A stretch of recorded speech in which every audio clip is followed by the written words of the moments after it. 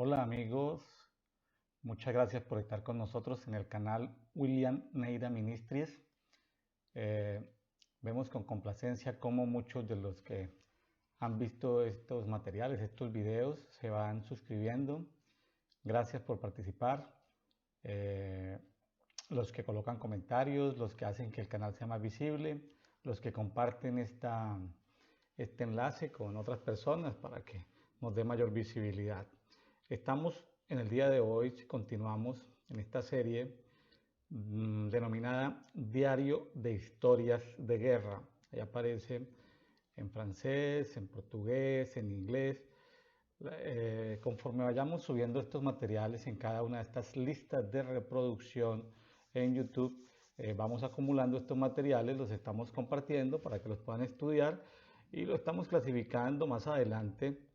La idea es poderlos subtitular en francés, en portugués y en inglés y compartirlos en países del continente americano. Muchas gracias. Gracias a la gente que es suscriptora del canal, William Neira Ministries. Hay otra lista de reproducción que tiene que ver con entidades multidimensionales celestiales, finanza en tiempo de finanzas de reino. Vamos a estar compartiendo en esta temporada próxima, digamos, actualizando. Hemos recibido como un llamado de parte del Señor en compartir estos temas de ofrendas, diezmos, primicias. Hay circunstancias que se deben conocer. eh, Hay procesos que las personas deben vivir de reseteo económico mundial, de circunstancias de procesos de pruebas de Dios, pero lo que no se vale es estar en circunstancias de supervivencia, de pobreza, por ignorancia o por simplemente maldiciones o hechicerías que le hayan hecho, cosas de ese tipo. Entonces, o porque no tienen los buenos hábitos creados, etcétera, etcétera. Entonces, hay mucho que compartir. Eso va a ser ahorita en esta temporada vamos a estar compartiendo eh, tiempo de finanzas de reino. También estamos en una serie de entendiendo y gestionando los tiempos y administración de herramientas espirituales. Entonces, usted puede ir al canal y ver allí las diferentes listas de reproducción. Eh, por supuesto que en YouTube podemos subir el material. Casi siempre estos videos van acompañados de un PowerPoint. Ese PowerPoint lo subimos de manera completamente gratuita a un grupo que hay en Facebook, un grupo público en Facebook llamado Amigos de WN Ministries. Por favor, accéselo, vaya, busque ese grupo público, eh, puede accesarlo y en descargas de archivos puede ir y ver todos los archivos que hemos puesto ahí, puede ir y descargarlos. Entonces, ahí hay mucho material de las últimas temporadas.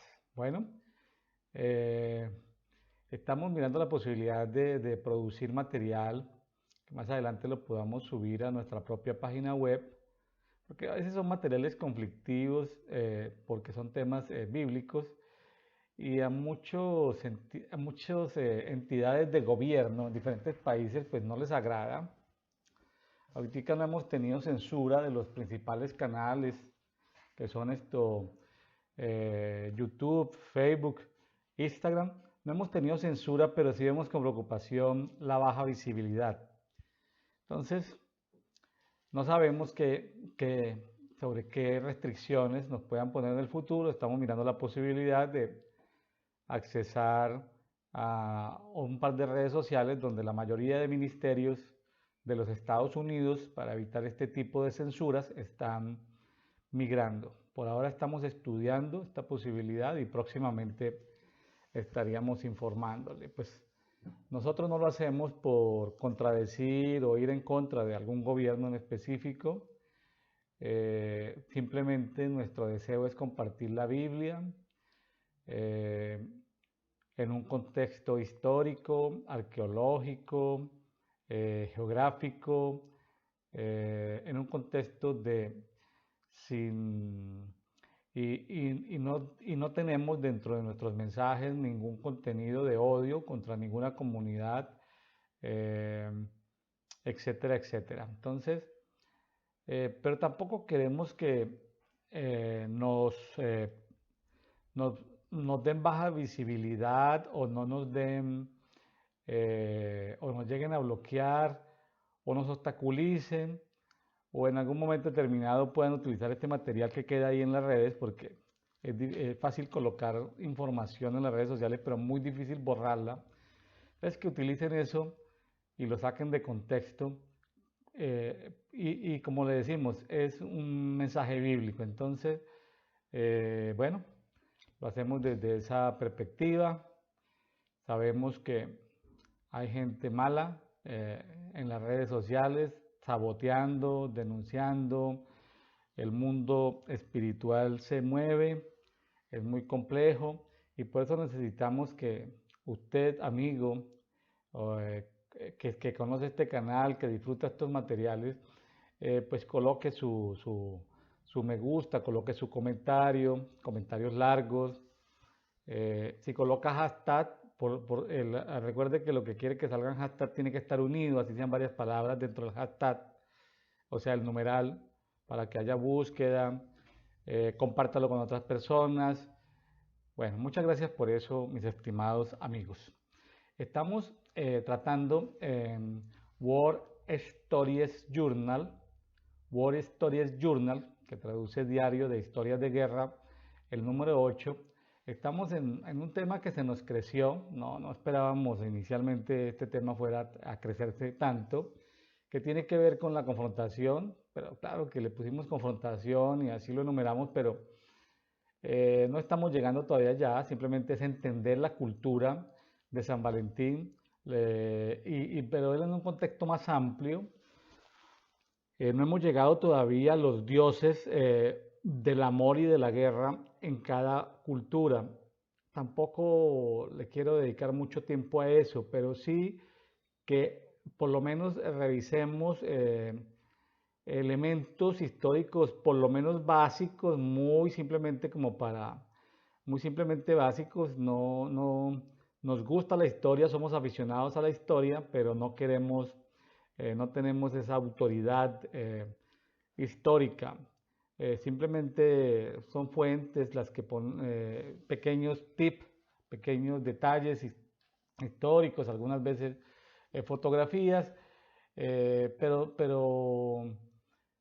sí queremos compartir la palabra. De hecho, cada una de las enseñanzas o de las, llámenlo prédicas o llámenlo enseñanzas, que compartimos estos materiales casi siempre tienen un alto contenido bíblico. O sea, lo que nos interesa es compartir la Biblia. Entonces, no tenemos nada contra las prácticas bien de compartir una rosa, de invitar a un café, de esa cultura de cuidado que debe haber en los novios, que debe haber en los enamorados o en las parejas casadas. No estamos en contra de esas expresiones de cariño, las llamamos en nuestro lenguaje cultura de cuidado. No estamos en contra de esos detalles. Lo que queremos es que sepamos lo que hay detrás de eso, ¿sí? Sepamos lo que hay detrás de eso. Es decir, tampoco estamos abiertos, es decir, no queremos es que la ignorancia sea desterrada y que veamos las cosas desde el punto de vista bíblico y ya pues cada quien profundizará conforme su tiempo, conforme su necesidad, conforme su proceso, conforme su interés. Y bueno, en un contexto bíblico cristiano, conforme el Espíritu Santo lo guíe. Entonces, Padre, te damos gracias por esta oportunidad. Espíritu Santo, guíanos en este compartir. Abre, Señor, el espíritu de las personas que escuchan este material. Te damos muchas gracias. En el nombre de Jesús. Amén y amén. Bueno, pues me he venido compartiendo en estos días sobre el tema de lo que es el ecosistema de la Reina del Cielo, y nos hacíamos la pregunta si son expresiones de amor o son expresiones de inmoralidad. Y en la Biblia vemos desde Génesis historias que tienen que ver con Sodoma, con Gomorra, con Adma, con Seboín, ciudades que fueron destruidas. ¿Por qué? Pues al parecer cayeron restos de meteoritos. Sabemos que por la energía que suelta un planeta o una estrella, nuestro planeta Tierra es pequeño, entonces son, vamos a llamarlo meteoritos o ciertos cuerpos celestes que caen y pueden tener como energía suficiente para explosionar un poblado como estos. La arqueología pues narra ahí tenemos la geografía, el Mar Muerto, como testimonio vivo de este tipo de cosas. Aparece ajenjo. Ajenjo es una planta madre, por así decirlo, de muchas plantas. Es una planta que vamos a ver. Ajenjo tiene como nombre, el nombre científico, el nombre de Artemisa, Artemisia. Artemisa pues era la diosa en la cultura griega del amor y de la guerra, como Diana en los romanos. En la Biblia se habla de Diana en los Efesios. En lengua eslava, los países eslavos, lengua antigua, la población de Chernobyl en la actual República de Ucrania significa Artemisa.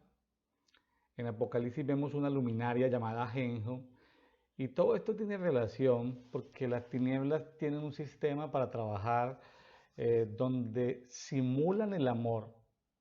Porque acordémonos, las tinieblas no están en capacidad de explicar el amor ni de soltar amor. ¿Qué hacen las tinieblas? Sueltan expresiones de inmoralidad. ¿Inmoralidad qué es? Alejarse de Dios. Inmoralidad es seguir a otros dioses e inmoralidad es hacer cosas que Dios a través de su palabra declara como ilícitas. Entonces ahí estamos en contienda con ciertos grupos y ciertos gobiernos donde pues ellos han legalizado cosas que en los últimos tiempos, sobre todo en la última generación, han legalizado cosas que la Biblia llama ilícitas. Aún hay algunos movimientos dentro de las religiones protestantes que van legalizando ciertas prácticas y ciertos comportamientos que la Biblia llama como ilícitas, pero las van legalizando. Entonces, queremos que usted dentro de su libre albedrío simplemente analice, mire, escuche, reciba lo bueno, tome lo bueno, lo que no le sirva pues déjelo a un lado, pero lo que queremos es que haya luz en su vida, lo que queremos es transmitirle luz a su vida. Y no queremos que sea engañado, porque en cada cultura aparecen dioses, que son entidades espirituales, que hacen o que promueven el amor. Realmente no es amor, el amor procede del trono del Padre. Lo que producen es una especie de placer simulando el gozo, o expresiones de que la persona se sienta bien, disfrutando de la sexualidad, de algunas prácticas, pero en el fondo no es amor, lo simulan como amor y utilizan un lenguaje explosivo contra los que hablamos la Biblia, diciendo que los que hablamos la Biblia simplemente transmitimos mensajes de odio, lo cual no es cierto. Entonces queremos dentro de ese contexto seguir adelante. Usted puede ir y revisar en capítulos anteriores de este libro, dentro de esta lista de reproducciones en WSJ, World Stories Journal, ahí en el canal William Neira Ministres, usted puede ir y revisar los materiales anteriores. Bueno, amigo, hagamos un rápido repaso de historia, de arqueología, de información que muy superficial, pero para tener un contexto, me interesa es el contexto. Entonces, recordemos las 7 maravillas del mundo antiguo. Aparece la gran pirámide de Giza o de Giza, los jardines colgantes de Babilonia. Número 3, la estatua de Zeus en Olimpia. Número 4, el mausoleo de Halicarnaso. Número 5, el coloso de Rodas, es decir, el dios sol griego Helios. Número 6, el faro de Alejandría. Y número 7, templo de Artemisa o templo de Diana de los Efesios. Se ve como una gran construcción. De algunos pues ya no queda sino relatos históricos, ¿sí? Ya no hay fotografías, ya son imágenes que pues, están pintadas o algún artista las hizo basadas en testimonios históricos reales. Entonces, eso nos compete meternos a mirar lo que es Éfeso y lo que es el culto a la diosa Artemisa, para ir dando un contexto de qué es lo que se está moviendo. El templo de Artemisa o de Diana de los Efesios está en la actual Turquía. Está en la actual Turquía. Hay todavía algunas, en la ciudad donde hay, es un poblado pequeño, hay muchas ruinas arqueológicas, lo que hay es ruinas arqueológicas, quedan de lo que era el templo de Artemisa o de Diana de los Efesios, quedan simplemente unas columnas, unos bloques de piedra y un panorama desolado. Por ahí han pasado muchas culturas, muchos imperios, quedan algunas muestras en algunos museos de cómo era esta diosa que aparece con muchos pechos y hay también hay fuentes de agua donde simulan los artistas cómo era que se conocía esta diosa allí, ¿sí? Entonces, vamos a ir mirando más, vamos a ir comentando de las diferentes culturas, ¿sí? Ubiquémonos ahí, vámonos al siglo VI antes de Cristo, estamos hablando por allá de cuando, en los tiempos en que el pueblo de Israel ya había sido llevado cautivo a Babilonia, el pueblo de Judá estaba siendo llevado cautivo por esos tiempos. Esa zona de ahí se llamaba Lidia. Entonces, ahí estaba lo que es Troya, Esmirna, Sardes, Éfeso, Mileto. Y he extractado de la historia, he leído pues, para preparar este material, he leído mucha información, mucho material, me he entretenido, es agradable conocer la historia, pero simplemente traigo solamente donde aparece referenciado el tema de Artemisa, ¿sí? Entonces, en el siglo VI a.C., el rey de Lidia, un rey llamado Creso, sometió a los jonios y a los helios de Asia Menor. Debo decirles que para hoy en día un estudiante de primaria o de secundaria que estudia geografías, Asia es un continente muy grande que abarca desde la parte de Japón, de China, Tailandia, Singapur, Malasia, India, Mongolia, parte de Rusia, hasta llegar a este que le llamamos Medio Oriente, casi ahí donde está Israel, Jordania, Siria, Irak, Irán. Pero en ese tiempo los mapas, la cartografía, cuando hablaban de Asia, hablaban era de una parte de lo que hoy es Turquía.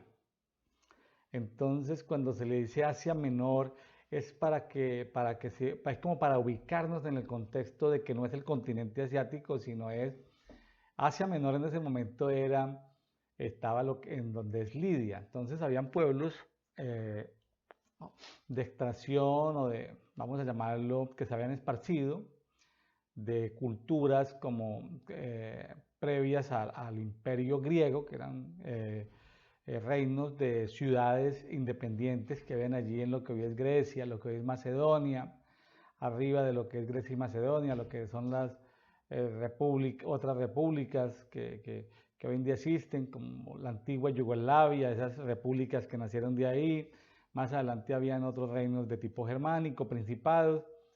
Pero bueno, aquí estamos con el rey Creso, que sometió a los jonios y helios, y entonces eh, tomó este rey de Lidia, tomó a Éfeso, la asedió, y hay un historiador llamado Herodoto que narra que los asediados, es decir, el pueblo que vivía allí en Éfeso, dedicaron oraciones a Artemisa y unieron el templo y la ciudad mediante una soga.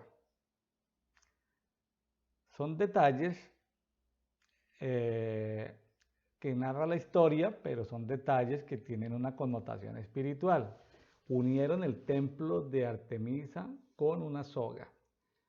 Ahora, esta ciudad de Éfeso ha sido fundada mucho tiempo antes. Se habla de que los fundadores tuvieron que ver con Semiramis, que apareció, la madre del fundador era una mujer que tenía medio cuerpo de pez y medio cuerpo de mujer. Bueno, seres mitológicos donde aparece hasta Semiramis, y aparece otra diosa muy conocida por ahí que tiene que ver con la tierra, que se llama Cibeles. Entonces, pero no me quiero ir tan atrás. Estamos en el año 600, es por allá el tiempo de los profetas Isaías a Jeremías, más son los tiempos como de Jeremías, de Daniel. Bueno, estamos en esos tiempos, como para que nos ubiquemos qué es lo que estaba sucediendo. Ya había culto ahí a esa diosa Artemisa en Éfeso. Otro detalle, después de que, recuerden, por ejemplo, hubo un imperio que fue el imperio acadio, sumerio, luego llegó a Siria. Recuerden a Jonás en Asiria, recuerden a Nínive. Luego los asirios llevan prácticamente cautivo a lo que es el pueblo de Israel. Luego llega dentro de ese imperio, porque son muchos reinos que vienen desde la India casi hasta Egipto, aparece lo que llamamos el reino babilónico, pero que era la Asiria, con otro rey de esos reyes vasallos que van creciendo y crecen, y entonces logran tumbar al rey principal, y los demás reyes pues quedan como reyes vasallos. Entonces en el tiempo de Daniel pues podemos ver esto, que Daniel pudo ver y estar en el imperio babilónico. O sea, él conoció la fuerza de los asirios, pero conoció el imperio babilónico. Luego vino el de los medos, el de Media. Mucha de la cultura y de la religión de los medos se fue hacia la India. Hoy en día en Irán, India, queda mucha cultura de los medos todavía en el mundo espiritual.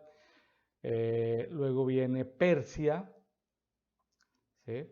Todo Persia, recuerden el tiempo de la reina Esther, bueno, tiempo de Nehemías, de Edras, por allá, tiempo de los persas. Después de los persas vienen lo que llamamos los griegos, pero los griegos, Alejandro Magno, Alejandro de Macedonia, lo que hizo fue conquistar diferentes ciudades, reinos allí en lo que hoy es Grecia, Macedonia.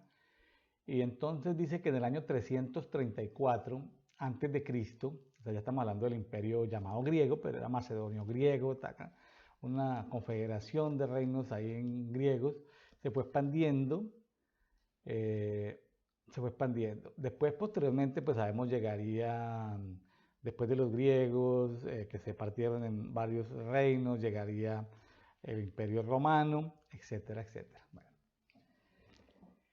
En el año 334 a.C. llegó a Éfeso Alejandro Magno, emperador, y en ese momento Éfeso estaba en manos de los persas.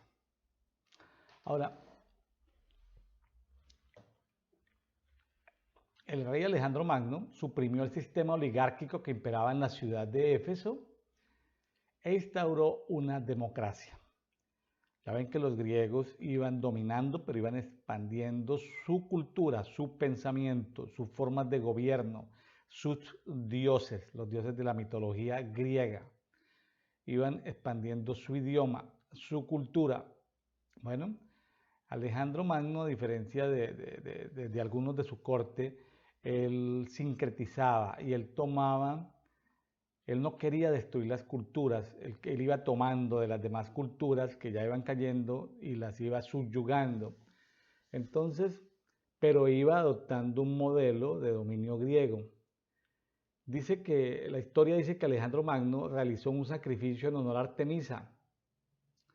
¿Por qué? Porque él sabía de la existencia de la reina de los cielos y él sabía que sencillamente era en esa ciudad gobernado por donde vivían lidios, y porque era un sitio de paso de comercio. Entonces hizo un sacrificio en honor a esta diosa Artemisa y decretó que los impuestos que antes se pagaban a los persas cambió y dijo, bueno, que sean depositados en el templo de Artemisa. O sea, él le dio fuerza a los sacerdotes que estaban ahí, a las sacerdotisas que trabajaban ahí para Artemisa de los Efesios o Diana de los Efesios. Es decir, por el derecho a pasar, por los impuestos de protección, de paso, se le cobraban un impuesto a los comerciantes y también a los moradores que vivían ahí, y a las diferentes instituciones económicas, bueno, agrupaciones económicas. Y se decidió que esto que antes se le pagaba a los persas, que eran grandes opresores en el tema económico, quedara en el templo de Artemisa. O sea, Alejandro Magno le dio fuerza, poder, dominio económico. Alejandro Magno de alguna manera le dio esa autoridad no solamente en el mundo de la religión, sino en el mundo económico a esta diosa llamada Artemisa. Después del emperador Alejandro Magno, pues después de su muerte no tenía un heredero directo, entonces se partió lo que él había conquistado. El mundo conocido de la época se partió en varios, vamos a llamarlo varios reinos. Unos se quedaron con lo que es Macedonia, Grecia, otros se quedaron con lo que era Egipto, otros se quedaron con lo que era el Medio Oriente y otros los quedan mucho más allá, en lo que hoy es Irán, Irak. Entonces se partió en varios reinos y eran como imperios, un mega imperio se partió como en varios imperios donde sus generales se repartieron esto, pero ellos tenían estos reinos vasallos. Aparece un rey vasallo que llama, y estaba en esa época donde un rey vasallo pues pagaba impuestos al imperio, o sea, al rey principal dentro del imperio, mientras se fortalecía, mientras él cometía errores, mientras él tenía problemas familiares, de salud, tributaban, pero conforme ellos crecían económicamente, pues había la traición, ¿no? Los reyes vasallos buscaban su independencia, buscaban invadir a sus vecinos, etcétera, etcétera. Ya para este tiempo ya se había expandido, Grecia se había pues partido en muchos reinos y ciudades reino, y ya el Imperio Romano ya había tomado fuerza. Entonces nos vamos casi 200 años más adelante, y hay un rey llamado Mitridates, rey del Ponto, porque hay muchos Mitridates en la historia. Hay en el Ponto, que es como en la parte norte de lo que hoy es Turquía, y ahí que tiene que ver con el Mar Negro y con ahorita otras repúblicas que tienen origen turcómano, pero que estuvieron bajo el vasallaje en el último siglo de lo que se llamó en su tiempo, de entre 1920 y 1990, cerca de 70 años, lo que se llamó la Unión de Repúblicas Socialistas Soviéticas, aunque ellos pues tienen lengua turcómana. Hay varias repúblicas que se repartieron en ese territorio. Entonces, ahí estaba el Ponto, rey del Ponto. Este Mitridates invadió Jonia en el año 88 a.C. Aquí aparece en ese tiempo simultáneo, pues ¿qué había en ese tiempo? Algunos dicen que hubo silencio 400 años, pero no, ahí ya estaba el tiempo donde estaba, ¿se acuerdan de Ana la profetisa, que había quedado viuda y que estuvo muchos años adorando? Estaba por ahí naciendo, o estaba por ahí ya niña Ana la profetisa en los tiempos de Jesús. Recuerden que faltaban como 84 años para que naciera Jesús, pero ya estaban ahí, ya estaban Ana la profetisa, ya era el momento donde o estaban haciendo o estaba por ahí. Bueno, en todo caso él fue bien recibido en Éfeso, y en ese momento, como estaban en esas peleas contra, sabes que Roma, el Senado y los que nombraban césares o emperadores, se peleaban con el Senado, iban, hacían presencia con algunas legiones, dominaban entre España, Francia, Italia, Alemania, el norte de África, se movían, había mucha tensión, mucha cosa. Entonces algunos generales iban creciendo, habían intríngulis políticos allá en el Senado romano. Bueno, en todo caso, en ese desorden, ese Mitridates se levanta y llega a Éfeso y tira las estatuas de los romanos. Ya los romanos habían establecido ahí su poder, su autoridad, su dominio. Entonces, ¿qué hizo Mitridates? Pues ordenó la masacre general de los romanos que vivían allí en Éfeso. Mitridates es rey del Ponto, y los efesios cumplieron la orden sin respetar ni siquiera a los que se refugiaron en el templo de Artemisa, a los que mataron. ¿Por qué traigo esa nota? De que mataron a todos los romanos que vivían en esa ciudad con el ataque de Mitridates, porque se tenía la práctica de que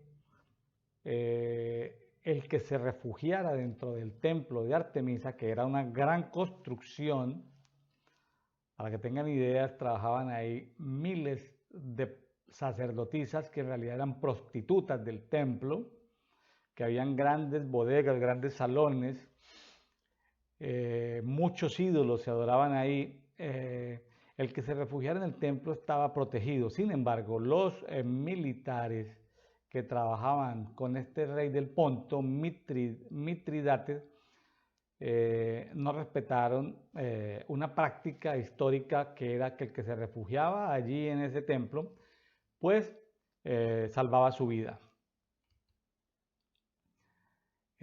Tiempo después, años después, estamos hablando de pocos años después, Éfeso fue recuperada nuevamente por los romanos, y Éfeso se convierte en un puerto de los romanos muy importante. Sé que después de la derrota de Bruto y Casio en Filipos, el emperador Marco Antonio visitó Éfeso e hizo sacrificios a la diosa, estamos hablando de la diosa Artemisa. Para los romanos era la diosa Diana, para los griegos era Artemisa. Ambos sabían que este templo pues representaba la misma diosa en diferentes culturas. Ya vemos, o más adelante veremos, que en cada cultura aparece una diosa del amor, y a veces diosa de la guerra, y aparecen otros dioses o entidades espirituales menores que se encargan de actividades especiales o trabajos especiales, funciones especiales en todo esto del manejo y de gobierno espiritual. Entonces aquí aparece Marco Antonio visitando Éfeso y haciendo sacrificios a la diosa y perdonó a los derrotados que se habían refugiado en el templo. ¿Sí?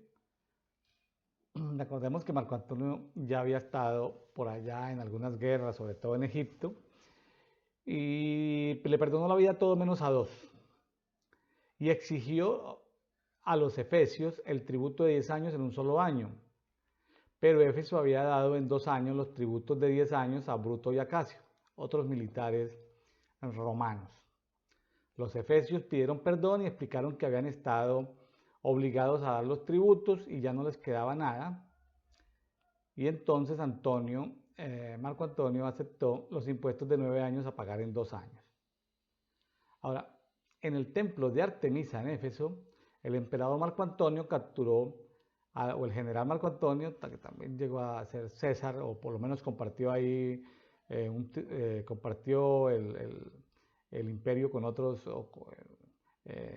generales, cuando a veces se nombraban 2, 3 emperadores que gobernaban, triunviratos. Bueno, Marco Antonio capturó a los hermanos de Cleopatra y los hizo matar. ¿Por qué? Porque él tenía relacionamiento con Cleopatra, los hermanos pues querían derrotar a Cleopatra, bueno, allá en Egipto, los hizo matar.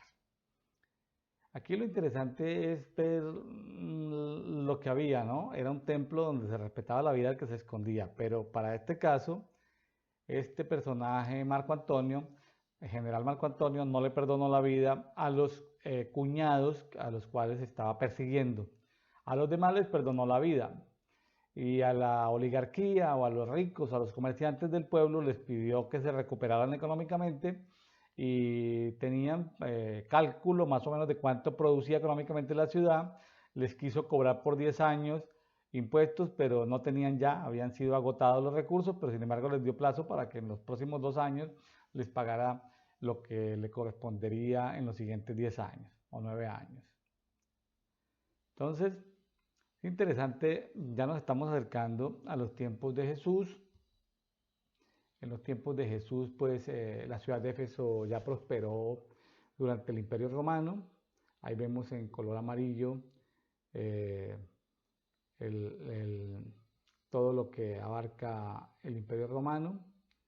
Dice que en los tiempos de Estrabón su riqueza se basaba en el comercio, la ciudad de Éfeso. O sea, vemos que en la parte amarilla vemos, bueno, y ahí vemos también casi todo medio Europa y lo que hoy es Medio Oriente, norte de África, estaba sometido al Imperio Romano. Pero yendo a Éfeso, estando en Éfeso, pues su potencial era el comercio.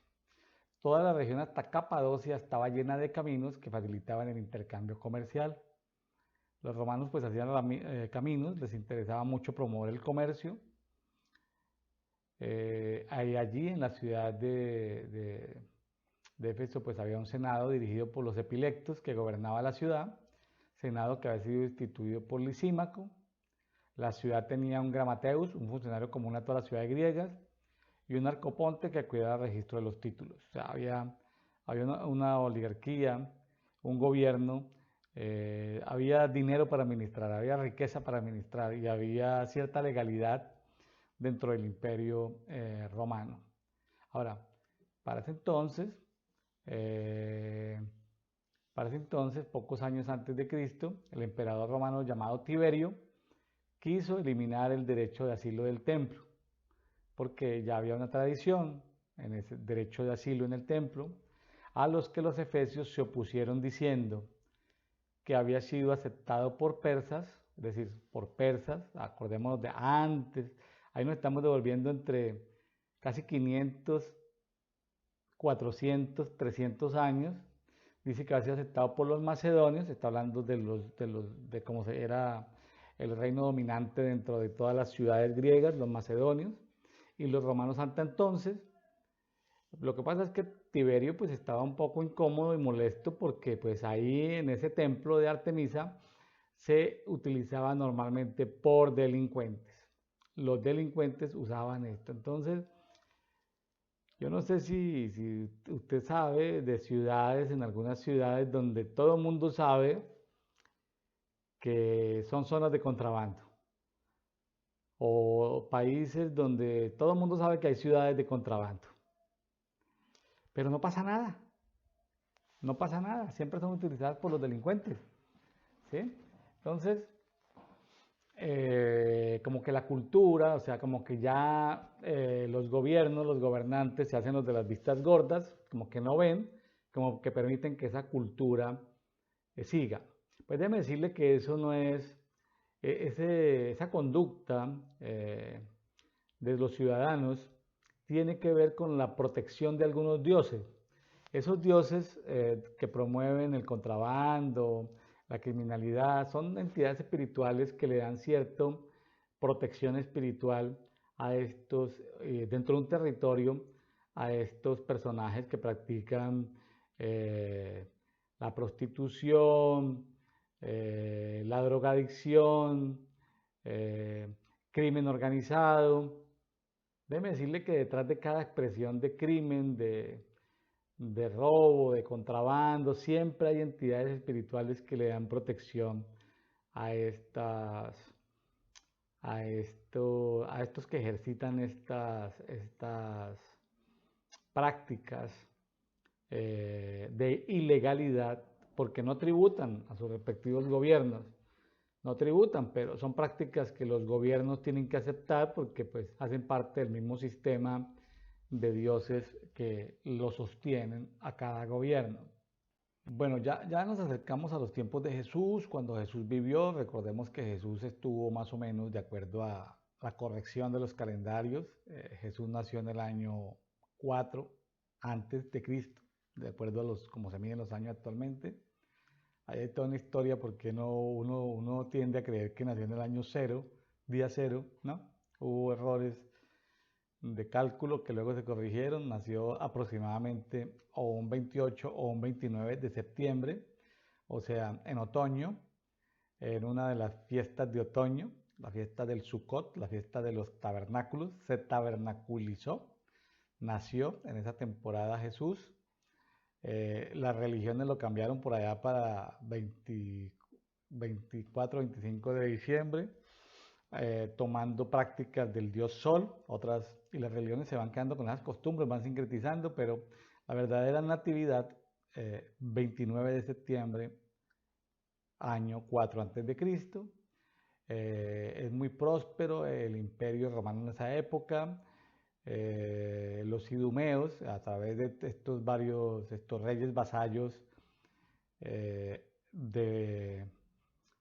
los idumeos, que son los mismos del monte de Seir, que son los mismos de descendientes de Esaú, son los que gobiernan ahí en Judea, en Samaria, en esa zona de lo que era Israel. Eran los reyes vasallos de la época, ¿sí? En esa época estaban los Herodes, hay varios Herodes, bueno, eran reyes vasallos que estaban ahí. La ciudad pues tenía mucho comercio, bueno, y nos saltamos ya nuestro Señor Jesucristo está hasta el año 30 aproximadamente después de Cristo. Viene más adelante lo que sería la destrucción de Jerusalén, pero todavía no.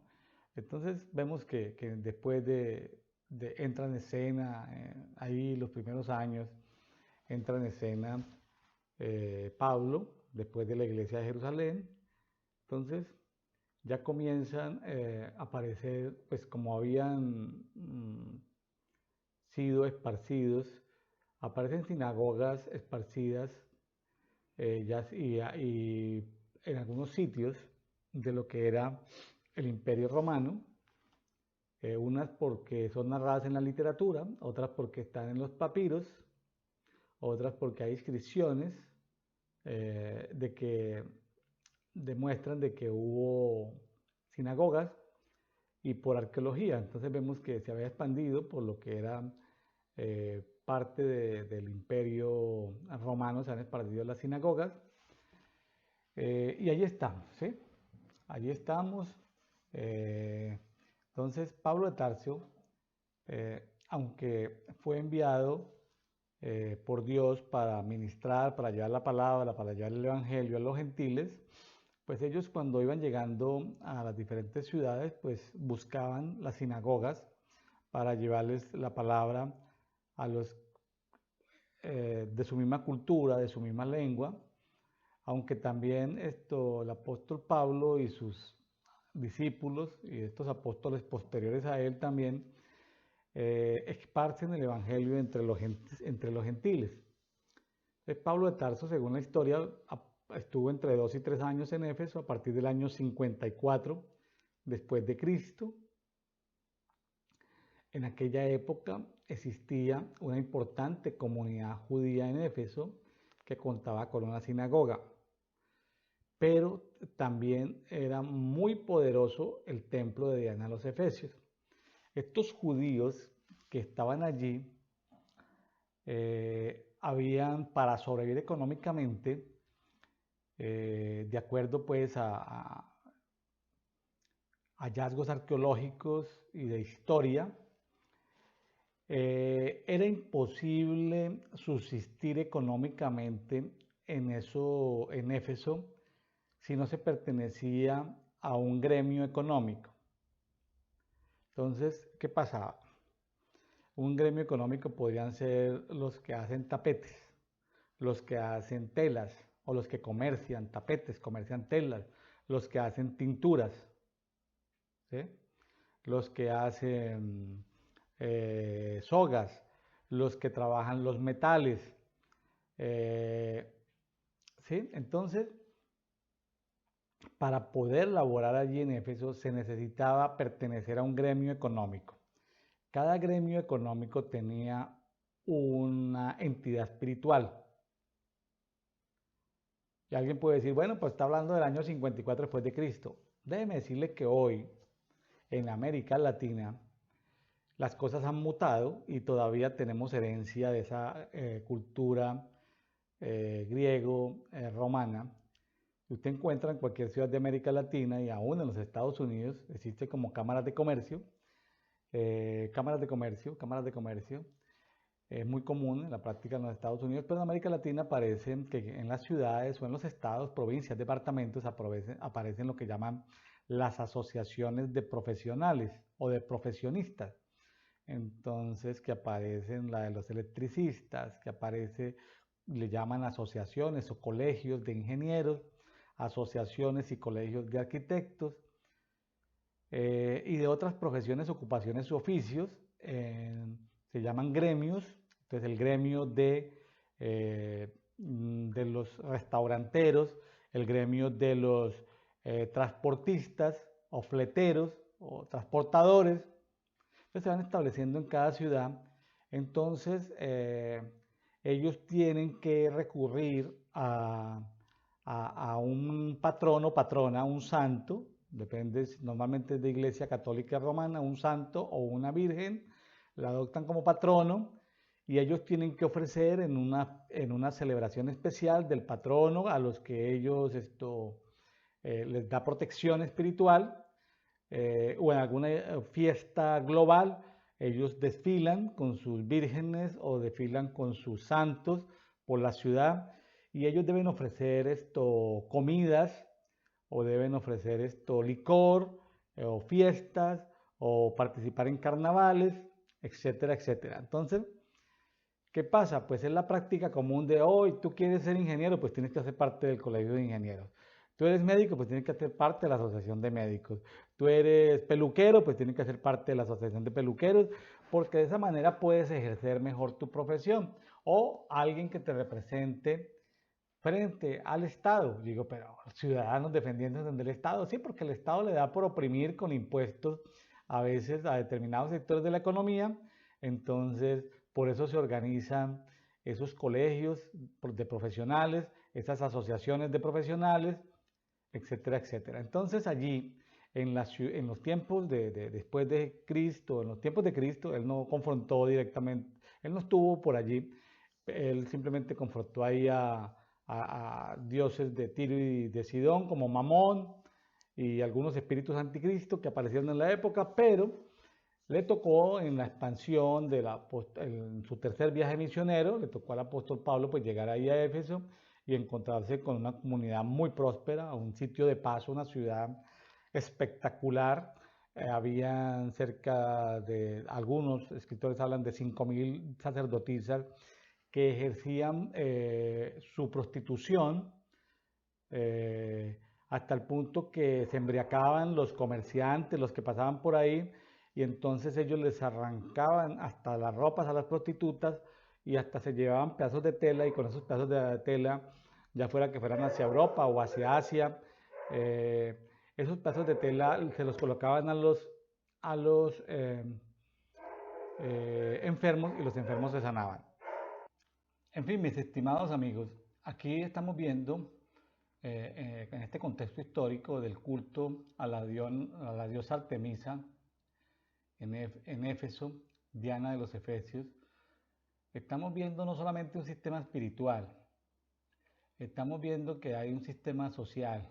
La sociedad está dividida por castas, por profesiones, por posiciones sociales, donde está involucrado gente de gobierno, gente de los negocios, militares, la parte religiosa, los sacerdotes.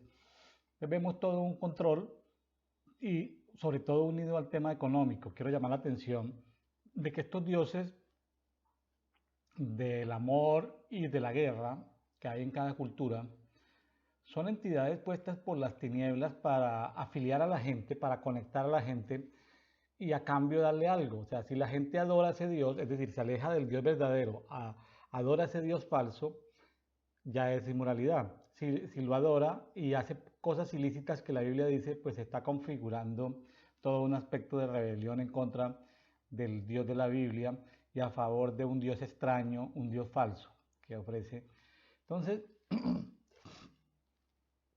el sistema religioso envuelve la economía, es decir, si tú quieres tener éxito como talabartero, como carpintero en Éfeso, si tú quieres vender tus telas en Éfeso, si tú quieres trabajar en el gobierno en Éfeso, si tú quieres ser parte del ejército de la ciudad o de estar en la parte jurídica del Senado, que ellos tenían ahí un Senado, si tú quieres ser parte de los que tengan las relaciones sociales, necesitamos que tú adores a una de las entidades espirituales de las cientos o miles que se adoraban allí en ese gran templo de Diana de los Efesios.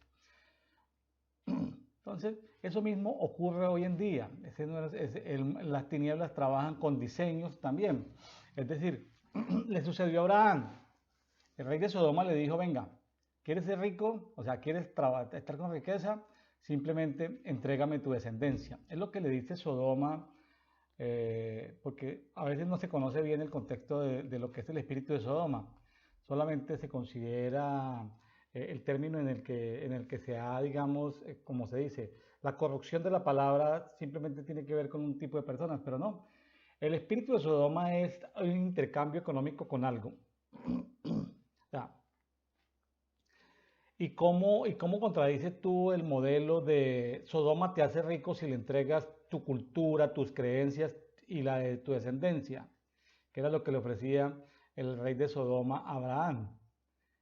Ahí pues lo único es darle las gracias y decirle no gracias, como le dijo Abraham al rey de Sodoma, no voy a recibir nada de parte tuyo, para que no digas que todo lo que tengo me lo diste. El modelo es claro. El modelo económico de libertad contra la reina del cielo, contra la reina que se llamamos la sabiduría, la falsa sabiduría, la que se reveló, ese espíritu de sabiduría que le da poder a los simples. Hoy vemos una cantidad de gobernantes simples, gente que no clasificarían en una empresa, no ascenderían y llegan a ser presidentes de países, porque la sabiduría antigua hace eso, la sabiduría falsa, la que se reveló. Esa entidad espiritual tan fuerte que se reveló, que finalmente terminó corrompiendo al rey Salomón, tiene que ver con eso, con a los simples les da poder, a la gente simple les da poder. Y no estoy en un contexto de menospreciar al que no tenga estudio ni al que no tenga posición social. Estoy en un contexto de que la falsa diosa de la sabiduría, en el que se sostiene Grecia, la que sostiene todo este entramado del imperio griego, es le da poder al que ella se lo quiere dar. El modelo que contrarresta esto ya está establecido en la palabra, es el pacto sacerdotal que hizo Abraham con Melquisedec. Para el rey de justicia y paz, que es Melquisedec, Abraham le dio los diezmos de todo, el Melquisedec le dio pan y vino, le trajo un intercambio económico económico y espiritual. Entonces, el modelo de Melquisedec contrarresta todo esto. Melquisedec es una figura de Cristo, es una figura del Padre, es una figura del Espíritu Santo. Melquisedec es una figura sacerdotal que no tiene ni padre, ni tiene antecedentes.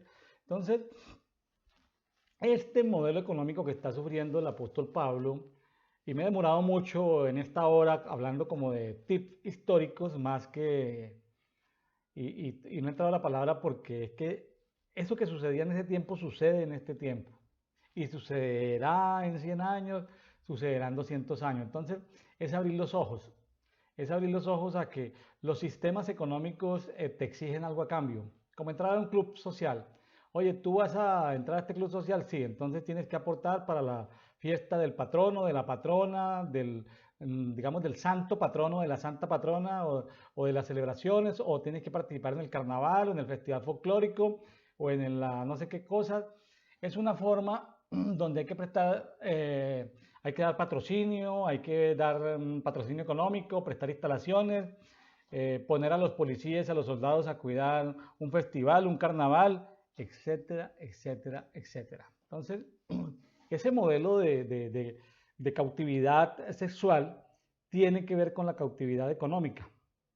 Ahí es donde tenemos que preguntar al Padre, preguntarle al Espíritu Santo dentro del modelo del acuerdo con Melquisedec, ¿cómo va a ser mi sustento? ¿Cómo me voy a sustentar ahora que yo agarro todo lo que tengo, como Abraham, diezmo y soy fiel en lo económico a Dios, y además diezmo no solamente por mí, sino por mi descendencia? Porque también el diezmo de Abraham no solamente pactó con Melquisedec la bendición económica, sino pactó la bendición moral. Entonces, en nuestro padre Abraham fueron entregados diezmos a Melquisedec por nosotros, para que no tuviéramos esa conexión con lo que representa Sodoma, lo que representa la reina del cielo, lo que representa la falsa sabiduría, lo que representan todos estos dioses menores. Y ahorita les voy a presentar un dios menor o un dios de segundo nivel que aparece en todas las culturas, en todo esto que se mueve en lo que era Lidia o Asia Menor o lo que más adelante se llamó Anatolia, lo que hoy en día se llama Turquía.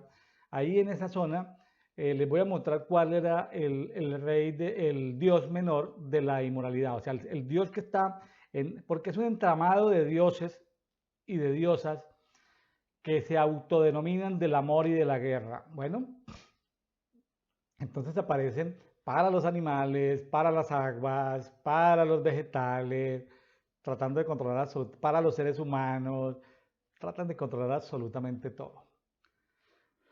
Bueno, después de que estuvo el apóstol Pablo allí en Éfeso, posiblemente pues, a los años, no menos de una década, apareció allí y estuvo el contexto histórico en el contexto histórico vemos que apareció o estuvo en Éfeso Juan el apóstol. No está en la Biblia se habla de cuando él escribió en la isla de Patmos con su ayudante Prócoro, creo que sí, Prócoro el que le ayudó a escribir allí en Éfeso, perdón, en la isla de Patmos. Pero esa isla de Patmos está ahí en las costas, cerca de lo que era Éfeso.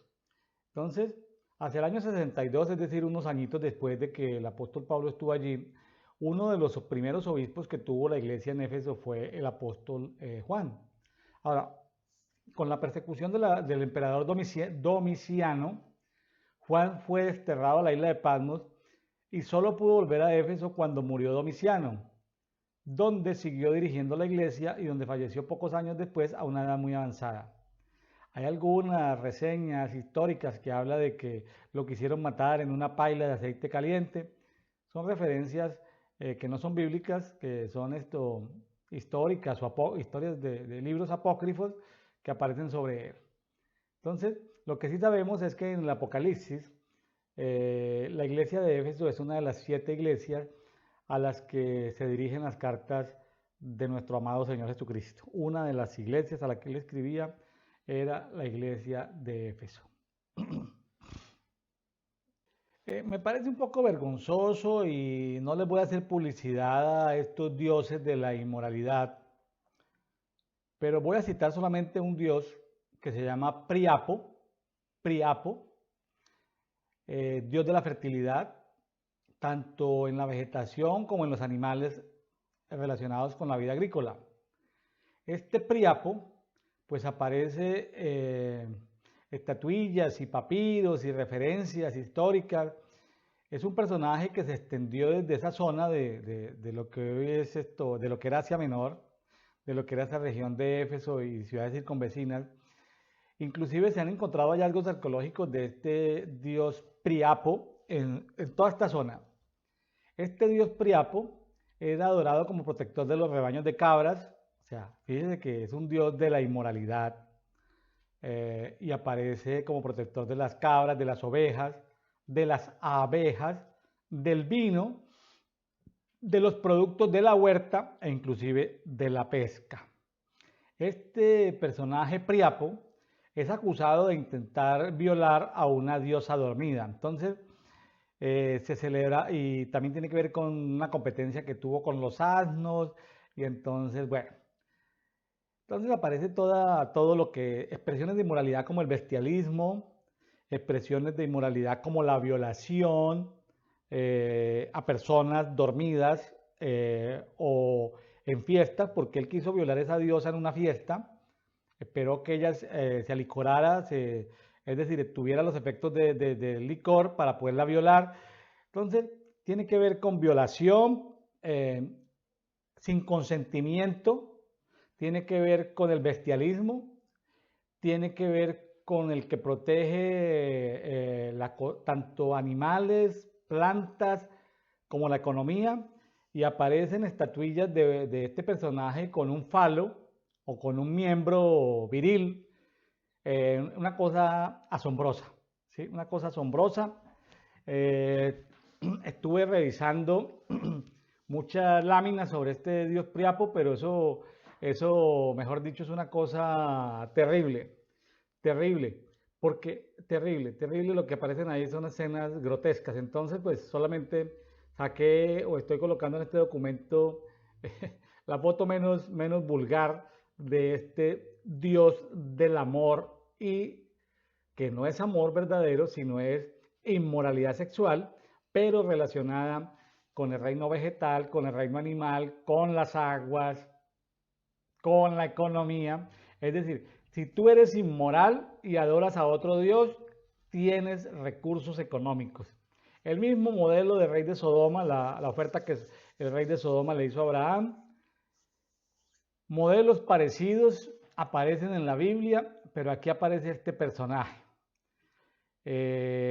Una cosa, y aparecen, y luego este personaje fue conocido de Grecia, pasó a invadir diferentes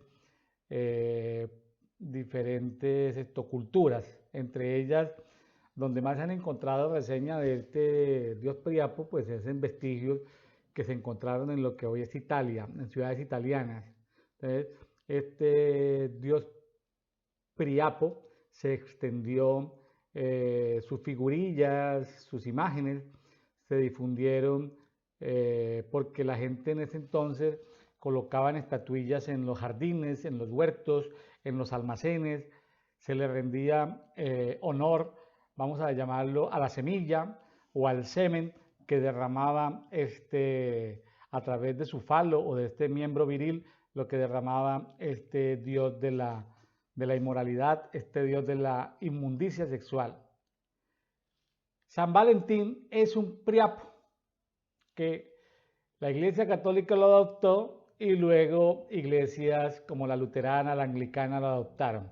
La Iglesia Católica ya lo sacó de su santoral, pero nuestros amigos anglosajones, europeos y norteamericanos de las iglesias tradicionales siguen muy felices los 14 de septiembre adorando a un dios menor, tanto que es un dios de la fertilidad como este dios llamado San Valentín, un sacerdote que ayudó a que unos jóvenes soldados antes de ir a la guerra conocieran a una mujer y pudieran derramar su semilla o su semen en una mujer.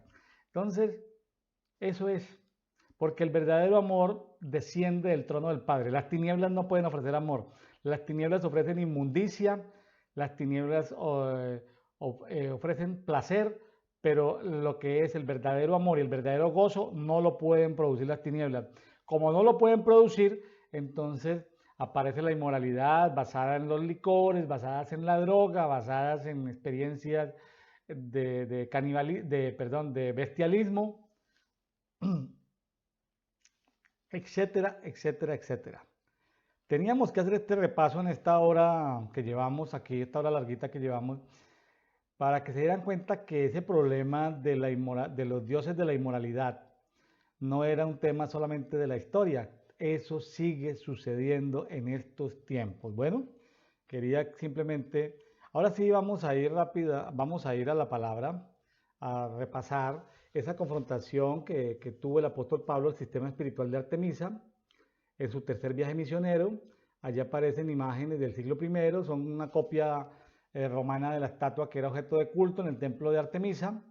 Actualmente se conserva en el Museo Arqueológico de Éfeso, que ya no se llama Éfeso, porque esa ciudad, después de haber estado allí en poder del imperio, bueno, inicialmente eran tribus ahí cercanas de Jonia, de esa parte, y por ahí pasaron los persas, los macedonios, los romanos, luego llegaron los del imperio Seleucida, luego llegaron tribus turcómanas y luego llegó gente del Islam. Entonces ahí ya en esa ciudad pues gobierna otra entidad espiritual a través del Islam. Ya hay una mezquita y aparece entonces ya es otra diosa, es la diosa, la esclava, o sea, la esclava de Agar, un sistema espiritual que gobierna la economía, la moral y las costumbres de más de 1.000 millones de personas en el mundo. ¿Sí? Entonces, los sistemas espirituales tienen un control sobre la economía y sobre la política. Por más que aparecen por ahí gente despistada que dice, separemos el Estado de la religión, cuando todo tiene un vínculo, todo es un entramado. El Estado refleja la religión. O váyase a un país donde hay 1.000 millones de musulmanes, a ver si te puede cambiar una ley que no esté basada en las tradiciones y en la cultura del Islam. A ver. Te cuenta la historia de rey de Arabia que fue a Moscú y le ofreció al presidente de Rusia construir en la ciudad de Moscú la más grande mezquita. Y el presidente de Rusia le dijo, sí, construya la mezquita en Moscú. El rey de Arabia estaba muy sorprendido y le dijo, bueno, ¿qué condiciones pones? Entonces el rey de Rusia le dice, te pongo una sola condición, que así como yo te permito que dones a la ciudad de Moscú la más grande mezquita que se ha construido, entonces déjame también donarte allá en la Meca, déjame donarte la iglesia cristiana ortodoxa, católica ortodoxa más grande del mundo. Si tú me la dejas, digo, no, yo no puedo dejarte que me dones una iglesia ortodoxa en Arabia porque mi religión no lo permite. Entonces él dice, no, esa es la condición que yo pongo. Entonces, hay culturas que se abren más a las religiones que otras, pero hay culturas que definitivamente no se abren a otras religiones. O pregunta, para que no suene así como sectario, ¿por qué por ley el país de Japón, país capitalista, dentro de las principales economías del mundo, por qué por ley no se permite dentro del territorio japonés ninguna expresión del islamismo? Simplemente se lo dejo como tarea. ¿Sí? Como un país como estos no permite que haya participación de la religión islam o de los musulmanes en Japón. Preguntas, simplemente para que mirar que el poder político tiene que ver con la religión y con el poder económico. Ahora, a veces son más agresivos, a veces son menos agresivos. Lo que le pasó allí al apóstol Pablo, porque estamos hablando de Éfeso, que era como el centro mundial de comercio, en un templo supremamente grande donde los delincuentes, donde los comerciantes se quedaban. Hay muchas historias donde gente que iba a la guerra de Oriente a Occidente y también fue paso de la ruta de la seda y todo eso, dejaban en las bodegas de la reina del templo de Artemisa, de la reina del cielo, dejaban sus tesoros. Y ellos decían, si no volvían de la guerra, el tesoro quedaba para el tesoro del templo. Pues que pregunta, ¿usted cree que ese personaje que dejaba esa ofrenda en custodia, en bodega, dentro del templo de Artemisa, ¿usted cree que esa riqueza de ese rey que pasaba por ahí, o ese general, o del que dejaba eso, ¿usted cree que volvía sano y salvo de la guerra? A unos sí, de pronto sí, pero yo creo que la mayoría, la reina del cielo los expropiaba, se quedaba con la riqueza de ellos, o los sacerdotes hacían algo para que no volviera. Los sacerdotes de Artemisa, o los nobles ligados o emparentados con, con los sacerdotes de ahí en Éfeso de Artemisa, seguramente que no iban a colaborar de que ese personaje que iba a la guerra y que dejaba eso como en un banco guardado, como en un depósito guardado, volviera después de la guerra a reclamarlo. Bueno, ahora recuerden que era un centro, como una ciudad como independiente, donde los impuestos se quedaban ahí dentro del templo. No los tomaba el imperio. Vamos a ver esto, cómo llegó, qué habla el apóstol Pablo de esta ciudad. Primera de Corintios 15, 32. Si como hombre batallé contra fieras en Éfeso, ¿de quién está hablando? De fieras con las que él batalló. ¿Qué provecho tuve si los muertos no se han resucitado? ¿Por qué él dice esa expresión? Es una expresión lingüística que tiene que ver con que estuvo muchas veces a punto de ser muerto. Por eso él decía, jugando a veces, bueno, comamos y bebamos porque no sabemos en Éfeso si mañana moriremos o no. Una vida de peligro, la economía, porque Pablo estaba ahí compartiendo la palabra en Éfeso, y pues el sistema espiritual o el ambiente espiritual estaba en contienda, en tensión. Primera de Corintios 16, 8. Él dice, pero estaré en Éfeso hasta Pentecostés. Bueno, está informando de que está en Éfeso. Segunda de Corintios 1, 8. Segunda carta a los Corintios 1:8. Porque hermanos, no queremos que ignoréis acerca de la tribulación que nos ocurrió en Asia. Recuerden que en ese momento Asia era ese pedacito donde habían esas ciudades ahí en Anatolia, o lo que hoy es Turquía. No está hablando del continente asiático, para que entendamos la geografía en la que está escrita la Biblia. Nos ocurrió en Asia. Luego algunos comentaristas dicen Asia Menor, porque es como ahí, como esa parte de lo que hoy es esto, básicamente Turquía, donde fuimos abrumados mucho más allá de nuestras fuerzas. O sea, que el apóstol Pablo diga que fuimos abrumados hasta el punto que perdimos aún la esperanza de sobrevivir. Fueron muchas las experiencias que tuvo el apóstol Pablo ahí en Éfeso. Perdió la esperanza de sobrevivir. O sea, estaba metido, como se dice, en el sitio, en el fogón más caliente de la expresión religiosa de la Reina del Cielo en esa generación. En 2 Corintios 11, 23, está hablando, escribiendo, contando, dice, ¿son servidores de Cristo? Yo más en trabajos, mucho más en cárceles, en azotes, más severamente en peligros de muerte muchas veces, que no está narrado en las cartas que el apóstol Pablo escribió, pero muchas veces en peligro de muerte. Es cuando se confronta el sistema espiritual de la Reina del Cielo, los dioses de la fertilidad, los dioses del amor, los dioses de la guerra. Cuando digo esos dioses son sacados del inframundo, del segundo cielo, o entidades espirituales, pues está relacionado la religión, la economía, la política, está relacionada. Bueno, ahora vamos a Hechos de los Apóstoles 19, versículo 21 en adelante. Pasadas estas cosas, Pablo se propuso en su espíritu ir a Jerusalén a través de Macedonia y Acaya, es decir, como que vía terrestre, anunciando, después de haber estado allí, me es necesario también ver Roma. Y envió a Macedonia a dos de los que le servían, a Timoteo y a Erasto, y él se quedó por algún tiempo en Asia. Estamos hablando de esa provincia en Turquía, no del continente asiático.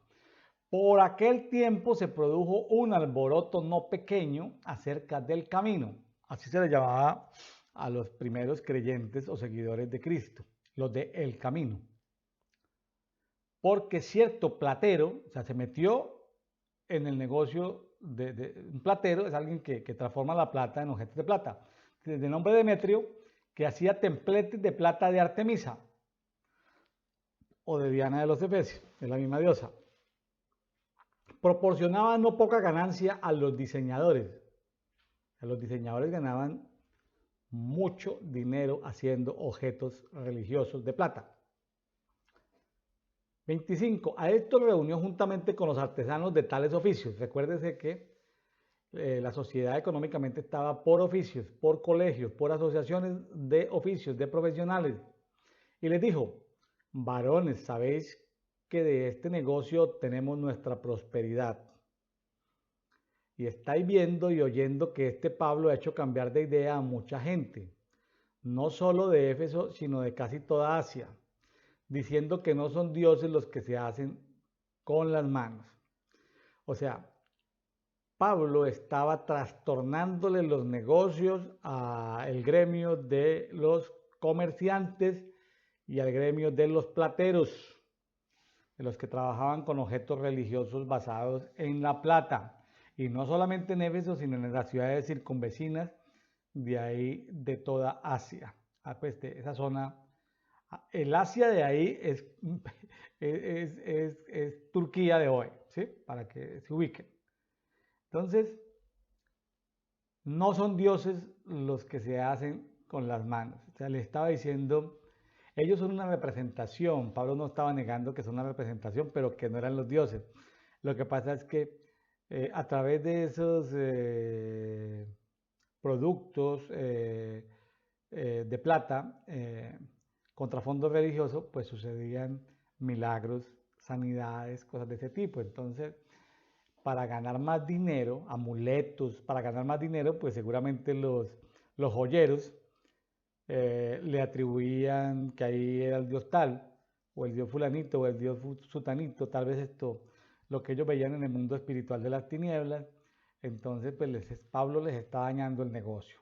Pablo les está dañando el negocio, comillas, sin querer queriendo. Es decir, le está predicando el evangelio y simplemente ve una práctica idolátrica y dice, mire, ese no es Dios, el verdadero Dios es este. En fin. Versículo 27 de Hechos 19. Y esto no solamente trae peligro de que caiga en descrédito nuestro negocio, negocios acreditados, sino también que sea estimada en nada el templo de la gran diosa Artemisa, imagínense, y llegue a ser despojada de su grandeza a quien que reverencia toda la Asia, es decir, toda la provincia y la humanidad.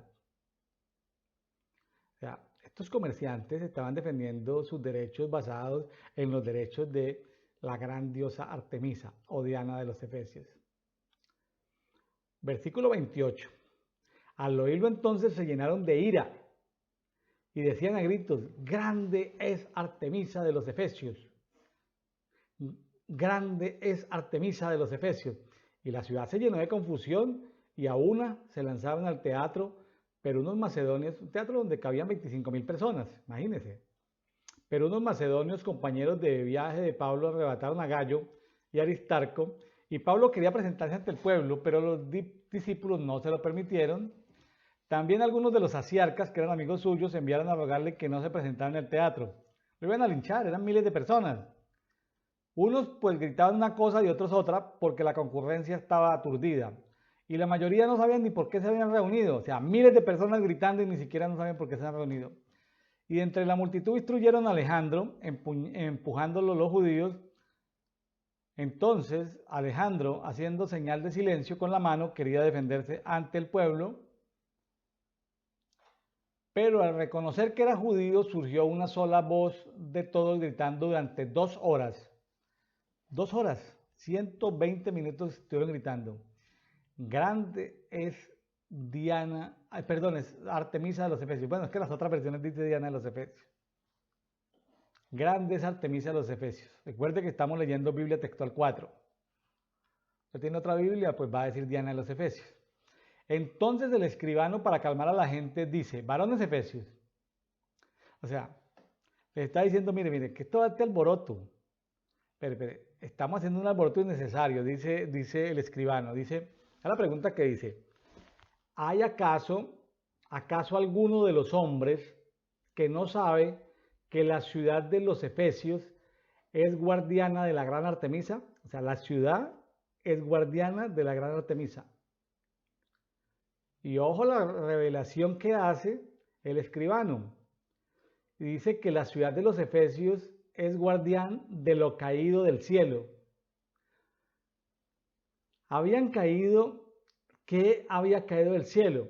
Algunos hablan de las entidades espirituales que habían caído del cielo, que estaban allí morando en el templo de Artemisa, a seres angelicales caídos. Otros hablan de posiblemente una roca. Algunas versiones hablan de una roca, de un meteorito que cayó, y entonces de lo caído del cielo, los meteoritos, de esos pedazos de roca que caen, de lo caído del cielo. Pero también hay un contexto espiritual.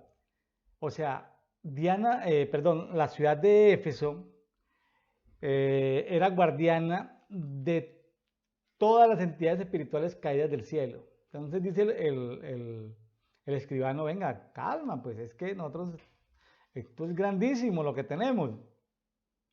¿Sí? Por tanto, siendo indiscutibles estas cosas, os es necesario estar calmados y nada hacer precipitadamente. Pues trajisteis a estos hombres que no son sacrílegos ni blasfemadores de nuestra diosa. Así que la pelea no era contra los judíos, porque los judíos que estaban allí, aunque había una gran sinagoga, eran judíos que practicaban el judaísmo, pero también estaban involucrados en esos gremios económicos y ellos, aunque eran judíos y iban a la sinagoga, esos judíos que se presentaban allí, eran parte de esos gremios económicos y también adoraban a otros dioses. Entonces, ellos no estaban en contra ni estaban blasfemando de la diosa. Es decir, la pelea no era contra los judíos de la sinagoga. La pelea era contra el evangelio que estaba enseñando el apóstol Pablo. Así que Demetrio y los diseñadores que están en él tienen querella contra alguien. Los tribunales están abiertos y hay procónsules, presenten demanda unos contra otros. ¿Sí? Y si deseáis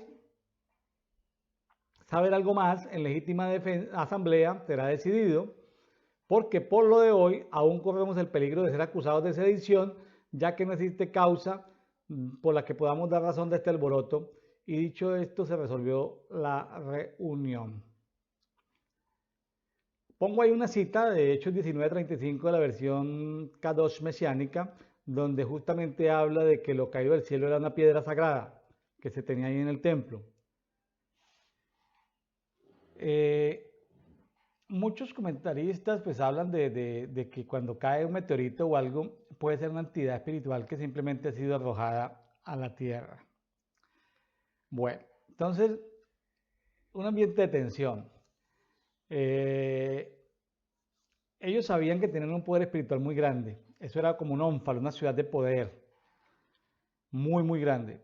Tanto así que al principio Éfeso quedaba prácticamente como cerca de la costa del mar, pero con el tiempo el río traía muchos sedimentos y entonces el mar se fue como alejando. Entonces habían, en fin, en la zona, en la actual ciudad de Turquía, estuve leyendo, eso hay como 40 sitios arqueológicos para visitar. Es una cosa grandísima, eso fue una gran metrópoli de mucho comercio, de mucha riqueza, de mucho poder. Entonces ya fuera que fuera una piedra sagrada, un meteorito, o que fuera la simbología espiritual, o sea, que estuviera la piedra, pero que adicionalmente representara a que ahí se le daba morada, era como el trono de Satanás en la tierra, ¿sí? Como que había un poder muy grande, muy poderoso ahí en el templo de Artemisa. Ahora, para ir configurando todo esto, se me ha alargado mucho, pero es que tenemos que ver también todo el diseño de las tinieblas. La relación entre Artemisa y Ajenjo, porque Ajenjo es una planta que tiene sus características venenosas, pero también es una entidad espiritual. Vamos a ver que la entidad espiritual llamada Ajenjo está narrada o descrita ahí en el libro de Apocalipsis.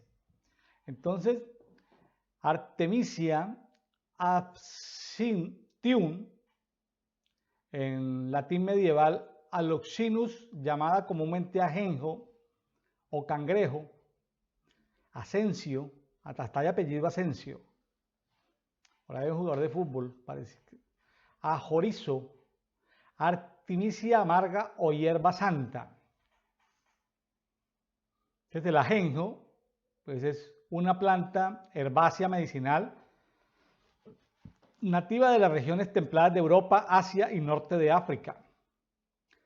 Era conocida en tiempos milenarios por los egipcios, transmitida después a los griegos. Esta hierba ha sido denominada la madre de todas las hierbas. Hay dos teorías según la historia. Según la historia hay dos teorías de la etimología de Artemisia. Según la primera se debe su nombre a Artemisa. ¿Quién era la Artemisa? Era la hermana gemela de Apolo y diosa griega de la caza y de las virtudes curativas, especialmente de los embarazos y de los partos. Está muy parecido a la entidad espiritual de Sodoma dame tus hijos y yo te doy riqueza, dame tus hijos y yo te dejo trabajar. O sea, entre lo que le dice el globalismo hoy a la gente, danos los hijos, lo que le dicen algunos estados totalitarios, danos los hijos se encarga la comunidad y nosotros te damos la subsistencia, comida, dormida, bueno, vestido, etc. Diosa griega de la caza y de las virtudes curativas, casa de cacería, ¿no? Especialmente de los embarazos y de los partos. Según la segunda teoría, está hablando desde el punto de vista de la historia, el género fue otorgado en honor a Artemisia II o Artemisia II, hermana y mujer de Mausolo, rey de Caria, 353 a.C., que reinó después de la muerte del soberano de Caria, y en su homenaje se erigió el mausoleo de Halicarnaso, una de las 7 maravillas del mundo. Esa Artemisia II era experta en botánica y en medicina, o sea, Artemisia lo vemos en dioses o en diosas, lo vemos en personas, lo vemos en plantas, lo vemos en animales. Dentro de los animales lo vemos en una especie de hormigas venenosas, Y también lo vemos en la parte de los cangrejos y también lo vemos en la parte de la estrella, que es una luminaria, que es una entidad espiritual, ahí narrada en el libro de Apocalipsis. Apocalipsis 8. Se habla de la caída de Ajenjo, la caída de una luminaria, de una entidad espiritual que pertenece al ejército de los cielos. Voy a leer ahí el contexto.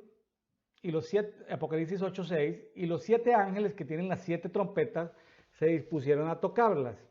El primero tocó la trompeta y se produjo granizo, y fuego mezclados con sangre, y fueron lanzados a la tierra, y la tercera parte de la tierra fue quemada, y la tercera parte de los árboles fue quemada, y toda hierba fue quemada. Con cada sonido de trompeta pasa algo, hay movimiento de las luminarias.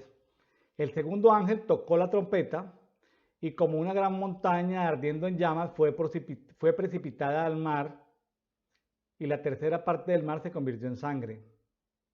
Qué interesante. y murió la tercera parte de las criaturas que había en el mar, cuantas tenían vida, y la tercera parte de las naves fueron destruidas. El tercer ángel tocó la trompeta y una gran estrella, ardiendo como una antorcha, cayó del cielo sobre la tercera parte de los ríos y sobre las fuentes de las aguas. El nombre de la estrella es el ajenjo, y la tercera parte de las aguas se convirtió en ajenjo. O sea, a ver, el agua se convirtió en ajenjo. O sea que ya es un agua contaminada de lo que contiene la estrella o de lo que contiene esa luminaria, esa entidad espiritual. Y muchos de los hombres murieron a causa de las aguas porque se volvieron amargas.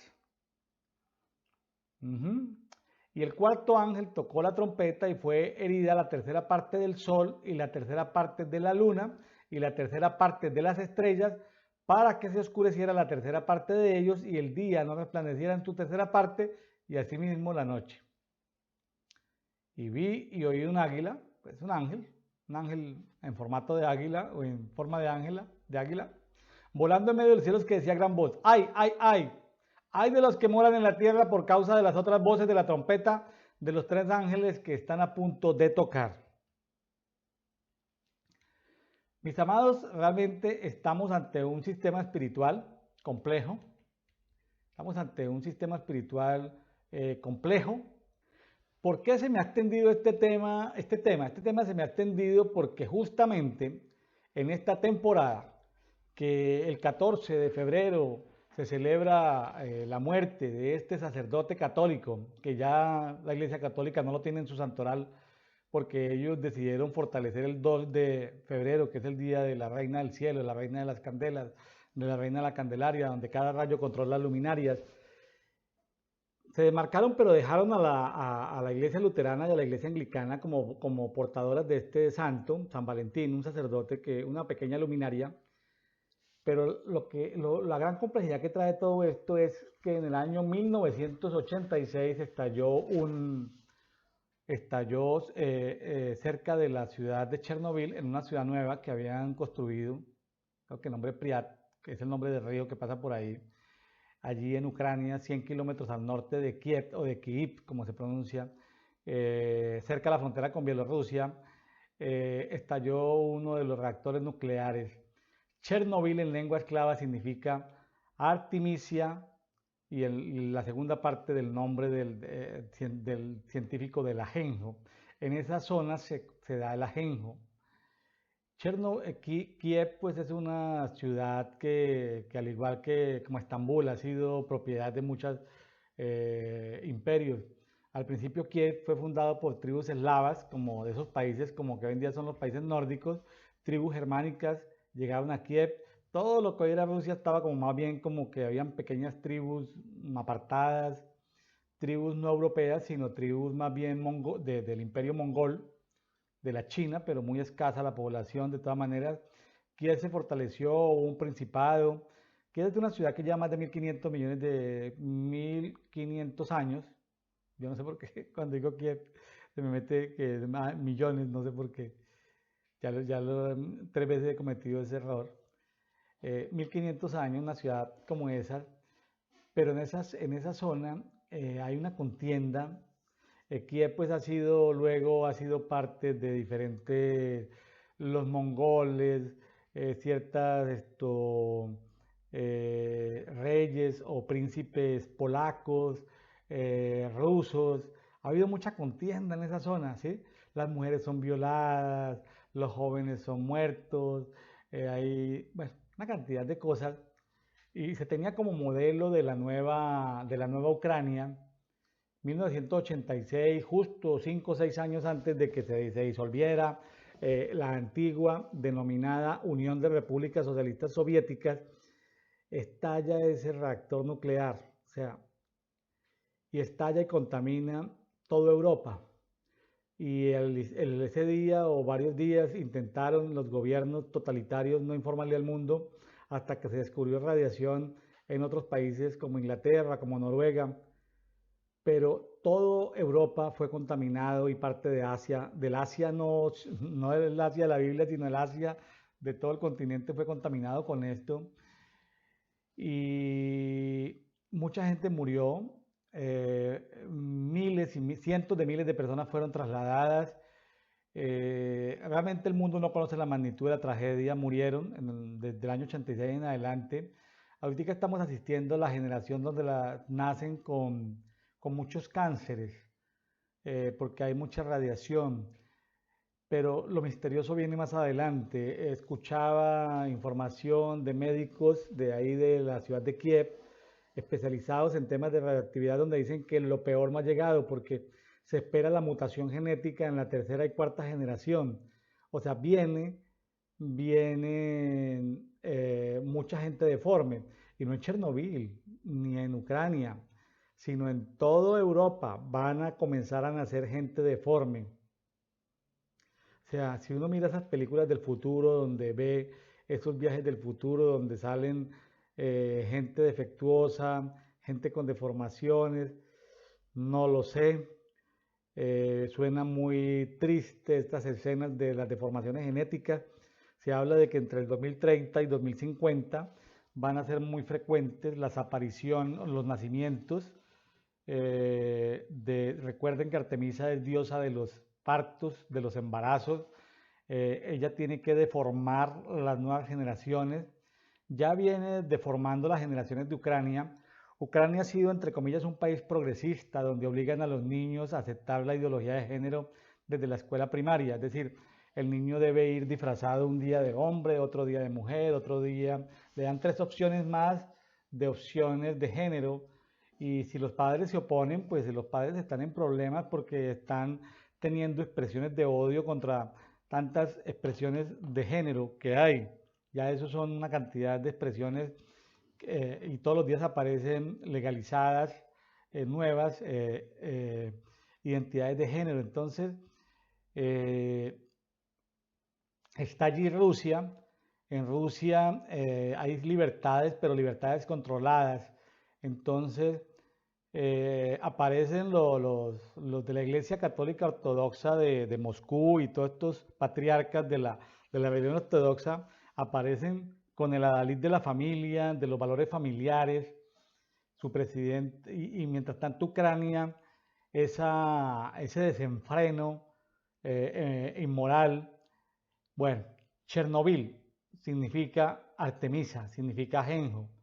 Entonces, lo que pasó con Sodoma se repite, se seguirá repitiendo. Lo que pasó con Gomorra se repite, se seguirá repitiendo. Hay cosas ya cumplidas, pero cosas que están en cumplimiento. Ángeles caídos siguen buscando refugio. Estudiando Chernobyl me he dado cuenta de que es una ciudad donde han habido asentamientos de comunidades judíos muy grandes, sinagogas muy grandes, pero que en determinadas invasiones de ciertos principados, polacos, lituanos, eslovacos, rusos, han siempre matado o han asesinado a estas comunidades de judíos. No estoy diciendo simplemente que son como hilos de investigación para seguir profundizando.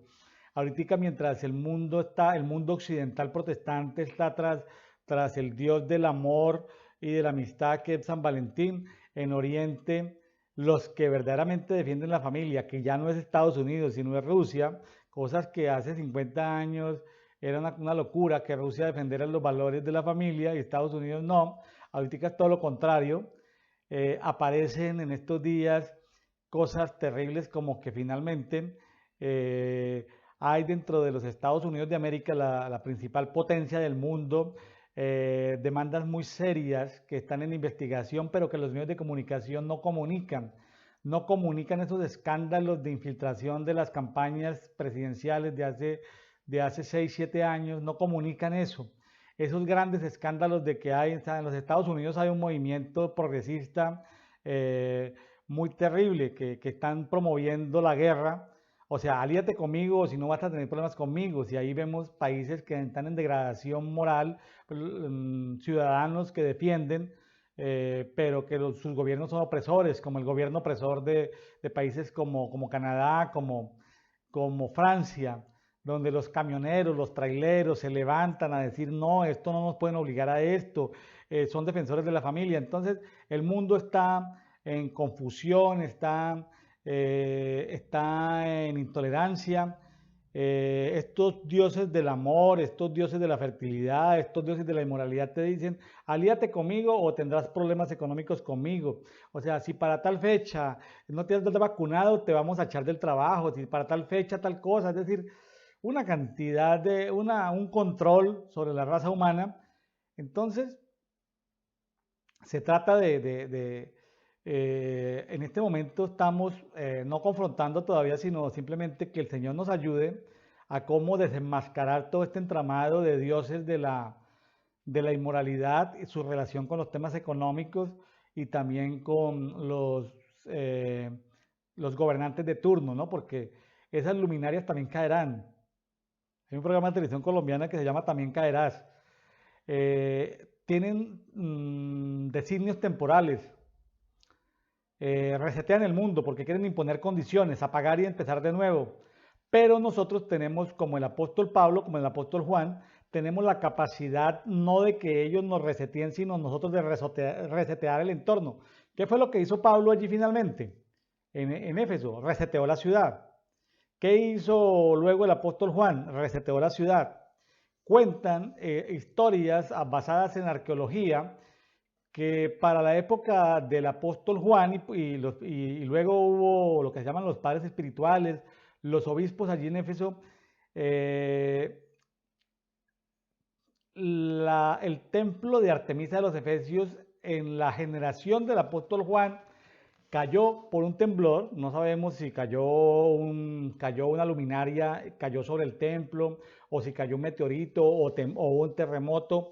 Lo cierto es que al final de la generación en esos años del apóstol Juan hay evidencias históricas de que el templo fue completamente destruido, pero luego volvieron a reconstruirlo. Entonces eso pasa con los avivamientos, como que trastornan el tiempo, trastornan las circunstancias, pero luego el avivamiento entra en decadencia, la gente vuelve y se corrompe, otra vez las tinieblas vuelven y levantan esos afloramientos. Entonces, pero lo interesante y la responsabilidad que tenemos es con la generación donde estamos. Si la pregunta que tú tienes que hacer al Señor es, Señor, voy a permitir que el reseteo que está haciendo el mundo, los dragones infernales de la China, la serpiente antigua, Satanás, el diablo, estas entidades espirituales que quieren resetear y que nos han afectado a todos, la pregunta que tú le tienes que hacer es, porque hay opciones para salirse de eso, meterse bajo el dedo de Dios, meterse bajo la sombra de Dios o hacer un portal y estar por fuera de ese movimiento de planetas y de luminarias y esas luminarias que nos maldicen. Unas nos dan sol, otras nos guían en la noche, pero otras nos perjudican. Entonces eso es muy estresante, eso de la genomónica, eso de la geometría solar, eso de la geometría espacial, eso de los sistemas de información geográficos satelitales, bueno, eso del geoposicionamiento en el planeta, cuando eso hay planetas, exoplanetas que no le rinden culto a nadie, que andan como locos, miles y millones de planetas que andan sueltos por ahí. En fin, es muy grande el tema de astronomía y bueno, en la Biblia tiene algo de astronomía, pero es muy grande el tema. El punto es que hay opciones, pero también hay una opción que es yo resetear mi comunidad o mi generación. Lo que tú debes de preguntarle a Dios, porque a veces son espíritus que tienen asignaciones, entonces el Señor puede decir, no, déjalo, por algo, está ahí, déjalo, no lo toques, o actívelo. Entonces, o preguntarle al Señor, bueno, yo voy a resetear por lo menos mi metro cuadrado, por lo menos el sitio donde duermo, por lo menos mi vivienda, por lo menos mi manzana, por lo menos mi ciudad. Señor, ¿hasta dónde puedo yo trastornar y transformar mi comunidad? Es la pregunta que cada uno le debe hacer al Señor. Es la pregunta donde la reina del cielo y sus luminarias menores inclusive la diosa falsa de la sabiduría, que utiliza a tanto simple, bueno, tanto títere, hasta dónde llegan esos designios. Sabemos que, como dijo Nabucodonosor y confesó Nabucodonosor, que Yahweh Elohim, Jehová Elohim, su dominio es sempiterno y gobierna desde antes de los tiempos y después de los tiempos. Es decir, todo esto que ejercen las luminarias y estos poderes que dan a gobernantes, a comerciantes, a entidades, son temporales y tendrán su justo juicio, su justo tu justo castigo. Pero podemos asumir papeles como el del apóstol Pablo, como el del apóstol Juan y trastornar y que mientras nosotros estemos sobre la tierra, pues estos sistemas espirituales se debiliten, se ha expandido el evangelio y bueno, llegarán tiempos donde otra vez se apagan esos movimientos y así sucesivamente. Entonces, que Dios nos guarde a todos, nos dé la mejor estrategia para defendernos, que en lugar de que las tinieblas nos reseteen, nosotros podamos resetear el espacio donde vivimos, la cultura donde vivimos, lo que Dios nos permita. Esta no es una guerra a lo loco, sin sentido, es una guerra espiritual. Dios maneja los tiempos y tenemos que estar alineados con los tiempos, con los relojes de cada ciudad, de cada país. Y cuando nosotros moramos bajo la sombra del Omnipotente, bajo sus alas, no debemos tener ningún temor. Ahora, el temor es la herramienta que usan las tinieblas para debilitar nuestras defensas, para hacernos sentir temor de la economía, de la salud, del trabajo, de todo, que no puedo viajar, que no puedo trabajar, que no puedo estudiar. Eso es un sistema de temor. Ahora, bajo la cubierta de las alas de nuestro Padre, bajo el brazo extendido de Dios que nos sacó de Egipto, bajo la sombra del dedo de Dios que hizo las luminarias, hay pasajes en la Biblia que hablan de que Él puede con sus dedos, así como telarañas, puede tumbar a todas esas luminarias en el momento en que las quiera terminar de tumbar o de hacer caer. Entonces, mis amados, mis amigos, simplemente meternos bajo la protección de Dios significa de que no tengamos temor, pero también significa de que no tengamos ignorancia de cómo se mueve el mundo espiritual, cómo se mueven las luminarias y cómo se mueve todo este entramado religioso de las tinieblas con la economía y cómo quieren controlarnos a nosotros y a las generaciones. Padre, permítenos a cada uno tener revelación de la unción de Melquisedec, del sistema de Melquisedec, que podamos establecer pactos tipo Abraham y Melquisedec. En el nombre de Jesús te lo pedimos, apelamos a tu protección, apelamos a tu sombra, que solamente confronten este sistema aquellos que bajo tu guianza puedan confrontarlos, Señor. Tú les das la asignación de confrontarlos en el territorio y en la cultura que haya que confrontar. A los demás, Señor, ábrele los ojos para que puedan abrir portales de adoración, para que puedan abrir portales de poderse mover su espíritu a lugares celestiales, en Sión, en lo alto, poder morar contigo en lugares celestiales, aunque vivamos aquí en la tierra, Señor, y vivir vidas milagrosas. Las tinieblas no podrán hacer nada debajo de lo que esté bajo tu sombra, Señor. Gracias, gracias por tu protección. Gracias por la gente que está escuchando, las personas que están escuchando esto en este estreno que estamos haciendo, o la gente que lo escuche en la posteridad, Padre, te pedimos que tu protección esté sobre ellos, tus alas poderosas estén sobre ellos, morando bajo la sombra del Omnipotente. Amigo, hermano, los bendigo, bendiciones para todos, muchas gracias, véanse toda la serie de esto y bueno, seguimos. Mi intención, hoy fue un poco largo, pero mi intención era que tuviéramos un contexto histórico, por lo menos de tips importantes. Ya la historia es muy rica, pero no nos da el tiempo de profundizar en eso. Bendiciones para todos.